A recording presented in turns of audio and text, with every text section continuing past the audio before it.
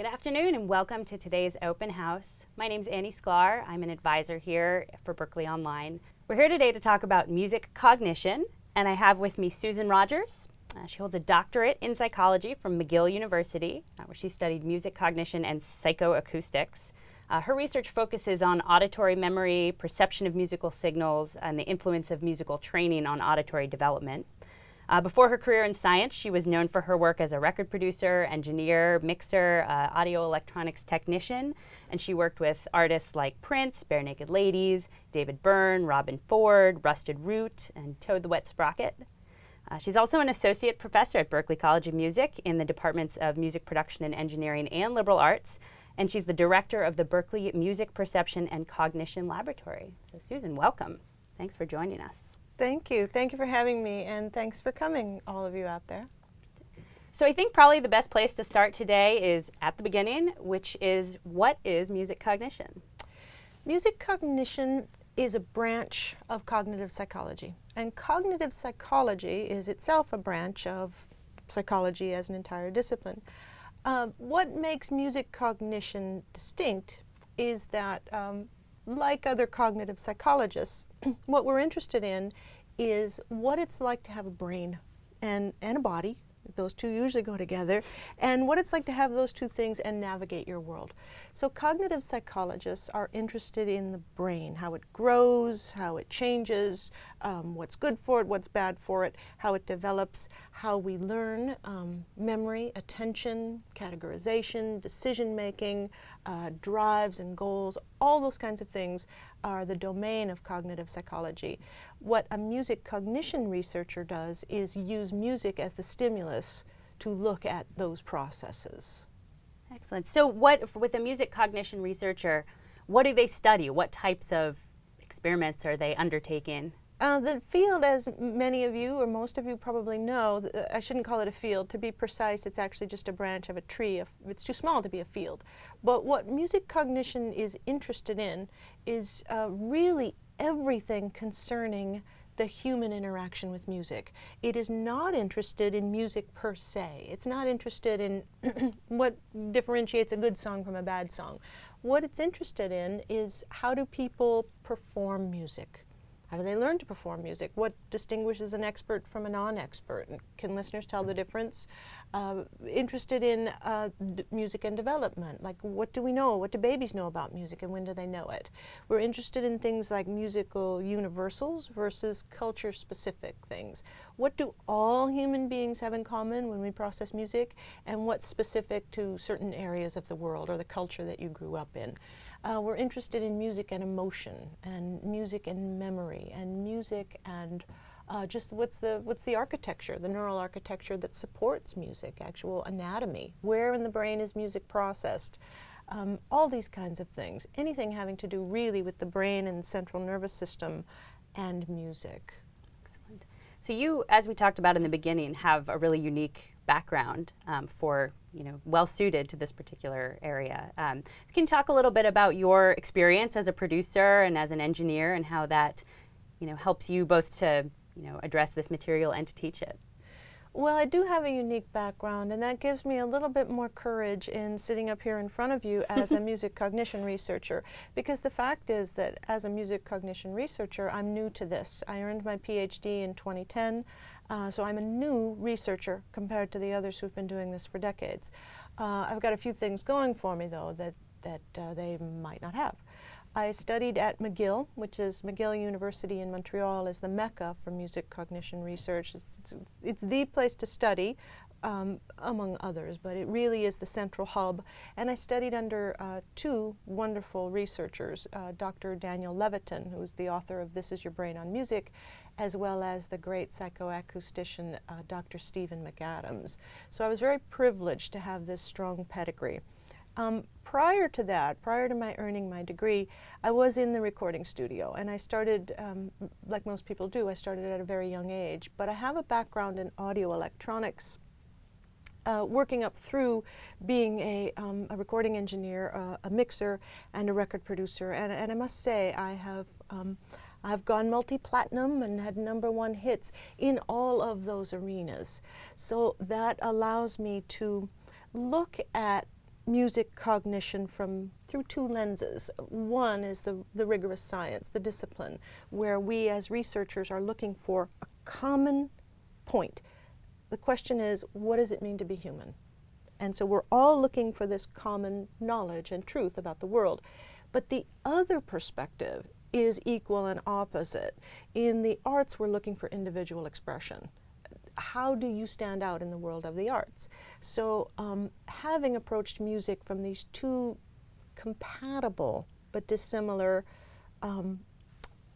methodologies, I think gives me a kind of a unique perspective. And it allows me to link the science of music cognition to the actual real-world behaviors that people might be interested in if they are performers or songwriters or music educators or music therapists. Excellent. So to follow on that same thought, how does study of this area of music cognition benefit composers and performers and educators and therapists? How in their day-to-day kind of journey with music, where's the connection? What it does is it increases someone's knowledge. What it won't do is the study of music cognition won't give you the secret of how to have perfect pitch or how to write the perfect hit song or compose the perfect film score. It won't do anything like that. What it does for the scholar, the interested student, is it increases the student's knowledge in an area of interest to them.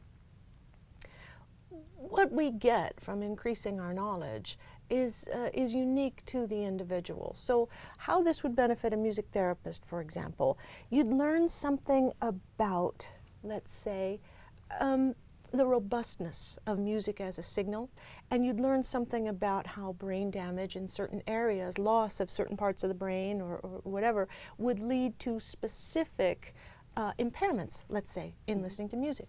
As a music educator, you'll learn what your kids know about music at the onset. What do all young people know about music and at what stages of their development? But it would also help you to reach kids through different avenues, learning a little bit about how the musical brain develops and what music lessons can actually do for young people. It's a common theme that runs throughout the music cognition course. What this might do for the writer. Perhaps you're interested in music and emotion. So what it would do is not teach you so much about writing. That would be for Pat Pattison and a songwriting course. What it teaches you about is the listener. And what does the listener get from a piece of music, and how does that work? Like, how do we get chills to a piece of music? And at what points in the music are we most likely to be paying attention versus not paying attention? So there are, this knowledge base has lessons for anyone who works in music or just loves it and is interested in it. Excellent. So Susan is the author and instructor of our 12-week music cognition course that we offer here at Berklee Online. So this is a big topic. Obviously, there's a lot of very dense material. How do you cover this in just 12 weeks? Well, we have to go very rapidly. We've got 12 main topics, and the way we do it here is we have to start with the basics, because what we're interested in, what I hope the student would get from this, is an understanding of the scientific method. I had mentioned before that if you're a musician, if you're working in the arts or in the humanities, you might not be familiar with how the study of music cognition or science in general is approached. It's evidence-based learning and reasoning and deductions. So we start with just the nature of science and experimental psychology. I should have added early on when I was describing music cognition that music cognition is studied by experimental psychologists. Those are people who work in the laboratory. They bring participants in, they use a variety of tools. It can be paper and pencil surveys, or it can be very sophisticated machines, fMRI or whatever. But they're interested in the overarching question of what does it mean to have a brain, human or otherwise. That's an experimental psychologist. It is opposed to the clinical psychologist who works with patients who need help with addiction or depression or marriage therapy or whatever it is. And it's also different from social psychology. Social psychologists are interested in group behavior. So to go back to answering your question, we start with the work of the experimental psychologist, the methods and the tools. Then the fun stuff, we look at the neuroanatomy, we look at the nervous system and the hearing system and the brain itself. What's the architecture, the infrastructure on which all these things happen? Then, in the next few weeks, the course goes into the basics of music cognition, which is pitch perception, rhythm perception, loudness, timbre. How do we group auditory signals, dimensions of sound, and how do we pick out, for example, let's say just the brass section from an orchestra, or how do we follow and track just the bass line in rock music? These again are the fundamentals. Then what the course does is it works into the broader topics of music and emotion, music and development, babies and children, and works its way up the chain. Throughout the study of music cognition, an important running theme is the distinction between those persons with musical training and those persons without. I was tempted to say musician versus non-musician, but in science we use those terms very specifically. The musician is a person who's had musical training beginning in childhood, extending for a number of years, focused training, and becoming, whether they become a musician or not, developing a brain that is structurally and functionally distinct from the person who has not had musical training. So it's a lot of topics to cover. This particular course is very reading intensive. It has to be, but it tries to link all this material to real-world applications and the discussion of what music is from a listener's and a music maker's perspective as well. Okay.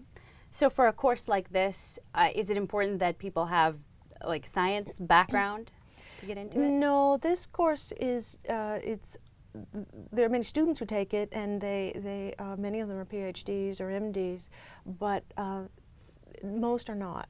It's geared toward the non-science major. I teach music cognition at the Berklee campus here in Boston, and these are all non-science majors. What I'm interested in is bringing this wonderful knowledge, this wonderful subject to them, and to have an impact on their lives. It's not important for me, it's important for them. I love the subject, I love the study of it, and I love for people to regard music through perhaps a brand new filter. So no, you do not have to be a science major to understand this topic, but you do have to be someone who has the discipline to read. It's knowledge-based. There's a lot of reading. Sure, sure. In a course like this, is there, I know you mentioned This Is Your Brain on Music earlier, is that utilized in this course? No, it's recommended, but Dan Levitin didn't write that book to be a textbook. He wrote it for the layman who's just curious. And so a lot of people who take the course, and a lot of the students here on campus have already read it. It's not designed to be a textbook. What I do in the course is teach music cognition the same way that I learned it. Every week we have a reading from a peer-reviewed journal. So it's just a review article, and it's only 2 or 3 pages long. But in this way, students get kind of up to speed on what researchers know today. An important concept to understand about any kind of science course is, as the great Richard Parncut from the University of Austria, Graz, said once, in science, all facts are temporary facts. This is like a soap opera. You got to keep reading and you have to keep up with it. What we know today is only as good as the tools and the methods that we used to make the discovery. We're only as good as our tools. And the field is constantly moving forward. New discoveries are being made all the time. So, important distinction. Sure, sure. Well, we have a lot of questions. People are very interested. So I think we will jump right in. And we'll start out with one from our own Debbie Cavalier, who's our CEO here at Berklee Music. And she would like to know, how have your students applied their understanding of music cognition to their work? I ask people that. That's actually the final exam. Whether it's here in Boston or it's in the online course, I want to know, how will you use this information now that you've acquired it? nearly every student, of course on campus and even online, is a musician. And majority, I would say, might be working with music professionally, but it's a slim majority. So students apply this education to their work as music educators, starting from the little ones in grade school, or they might be middle school educators, they might be giving private lessons. Students use this information, the work of the experimental psychologist, the research, to supplement the clinician's knowledge base in music therapy. How do we use music to work with special populations, those with maybe autism spectrum disorders, maybe the elderly, people with dementia? How do we use music in the clinic? It's important to draw information from research. We've had students who are DJs and want to know, what's the best way to improve my skills as a DJ? Now, you wouldn't think you would take music cognition specifically for that, but as I said before, if you understand something about humans and what we're drawn to, you might learn, for example, that there is a window of preferred tempos. There's a window of preferred timbres. I mean, there's a link between our bodies and music, and how that functions can be of value to the DJ. Or the performer, for example, might want to know something about practice techniques. There's something in the course about the way to improve your practice. How do you learn new pieces of music? And this is of interest, I think, to music lovers. How do we tell the difference between an expert performer and a non-expert? I knew as a record producer, I knew immediately. But now today I know a little bit more about what cues in the signal actually let me make that decision. So it's rather endless, actually. Excellent. We've had several questions about music therapy, and we mentioned that just a moment ago, so we'll go back to that. It's a huge field, really exploding right now, and around here at Berklee there's a lot of people who are interested in it.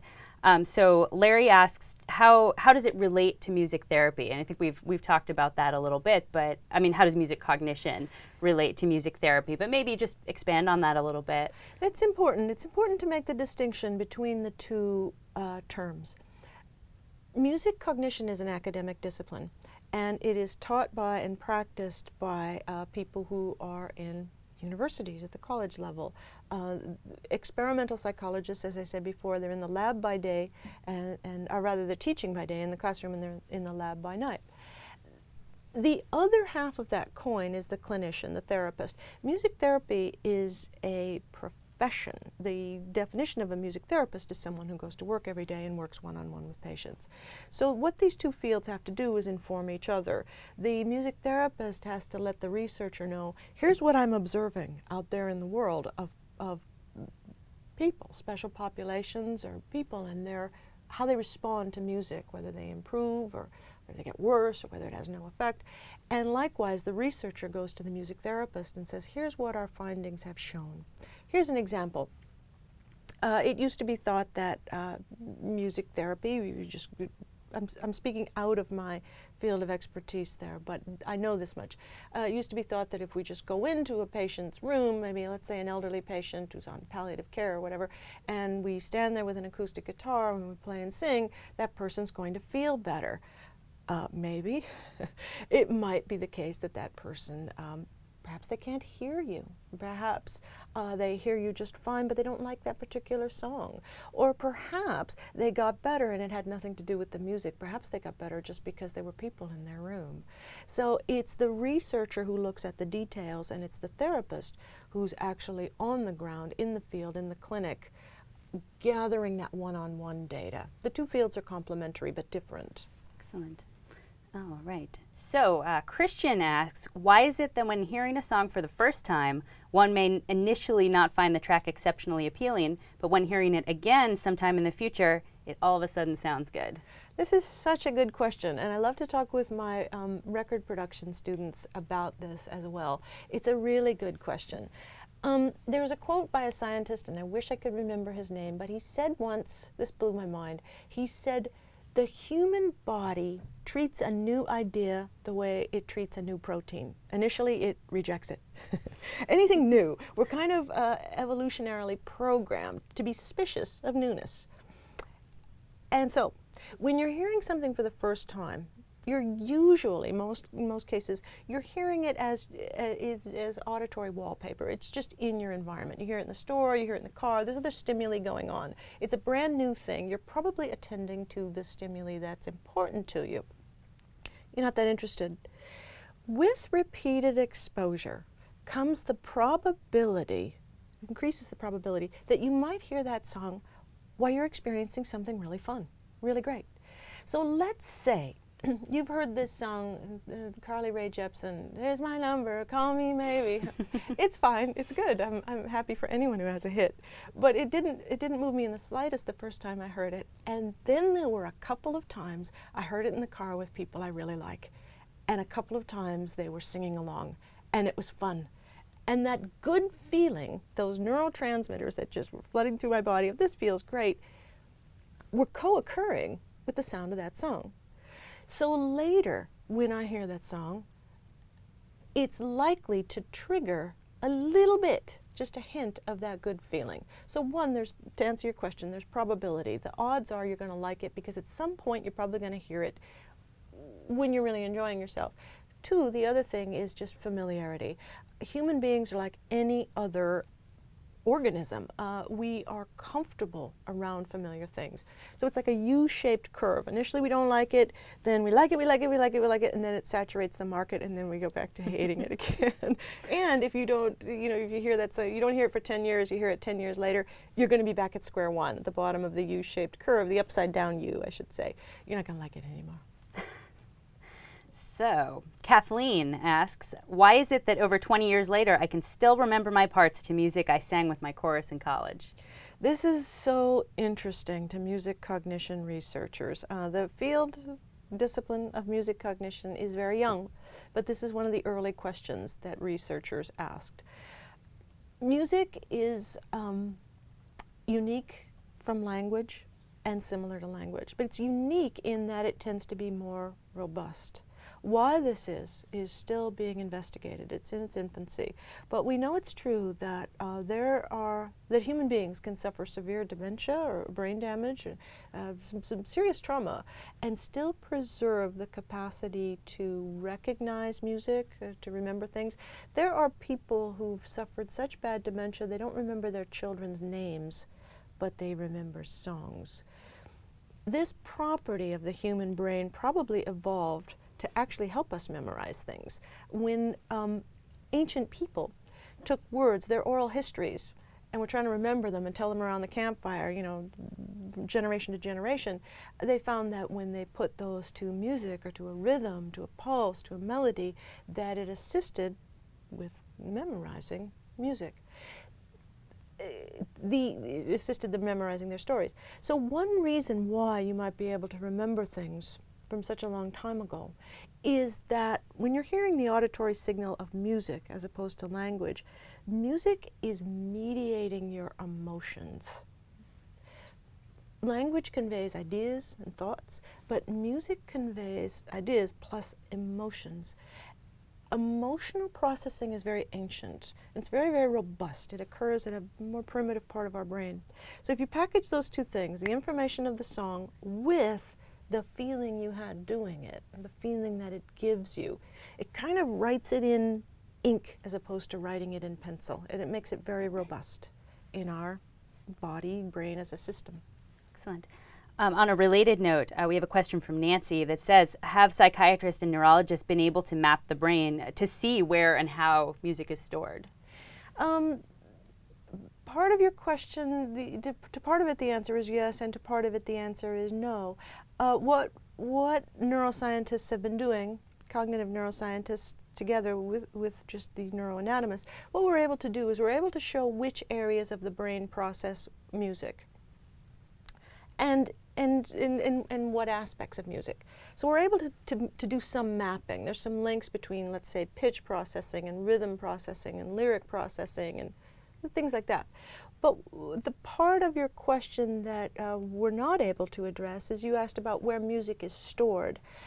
There is no one region of the brain that stores music, like a hard drive or something like that.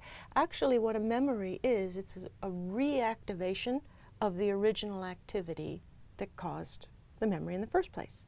So the memory of a sound happens in the temporal lobe right here. When you're lying in bed at night and your eyes are closed and you're imagining and playing a song in your head, it's playing in the same place of the brain where it would be playing if you were actually listening to it. It's a cruder representation of the neural signal, but it's in the same place. So there's no one place in which it's stored. It's stored, depending on what aspect of the music you're listening to, it's stored in different areas of the brain, all over really. Okay, excellent. So we have a question here from Carla, who wonders, do you have any recommendations for resources, outside of the course itself, places that students can go to learn more? Yes, good. There are, you can, if you're interested, you've probably already picked up This Is Your Brain on Music by Daniel Levitin, and there are so many references in the back of that book.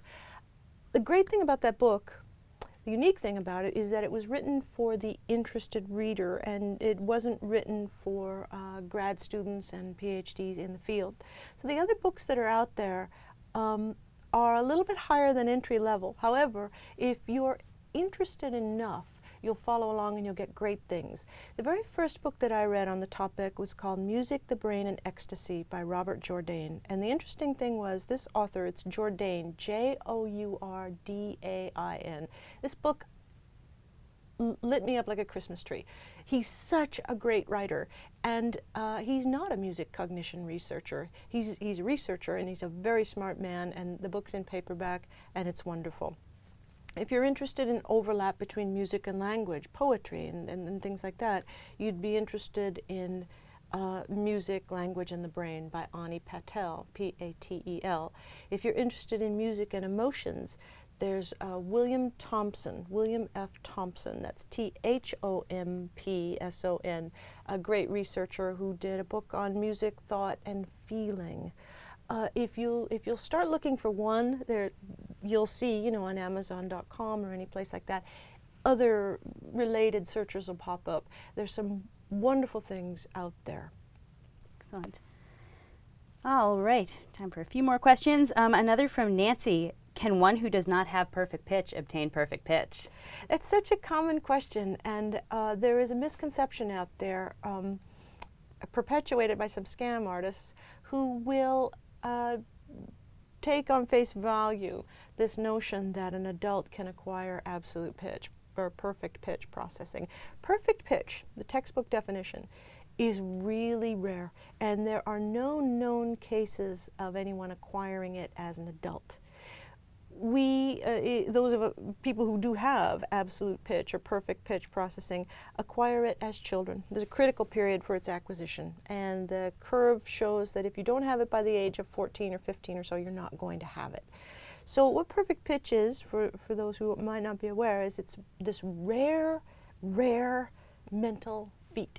It's the ability to instantly produce or label a pitch. And the instantly is the important part. The true perfect pitch possessor can be watching TV, playing a video game or something, and you play them a tone from a sine wave generator at a frequency of 440 hertz. And that person, without skipping a beat, can go, that's A. And that's really, really rare. Or they can produce it. They just say instantly, sing me an F sharp, and this person can do it. There's quasi-absolute pitch, whereas many people have this. You have a perfect memory of the key of your favorite song. Daniel Levitin's work in 1994 showed that people do have absolute pitch for some stimuli. We remember the theme music from TV shows and our favorite music. We well-learned music, we remember it at the actual pitch that's recorded at. So you might go, okay, this song is in the key of B, and somebody asks you, give me an A, and so you remember the B, and then from there you can use relative pitch to get to the A. But no, adults cannot acquire perfect pitch. It's never been shown anyway, not in the laboratory. Excellent. Well, we are almost out of time, but I have one more question for you. What's the one fact that you just find totally amazing and totally blows you away in this field? Is there anything, like an ability of the brain or something that we're able to do that...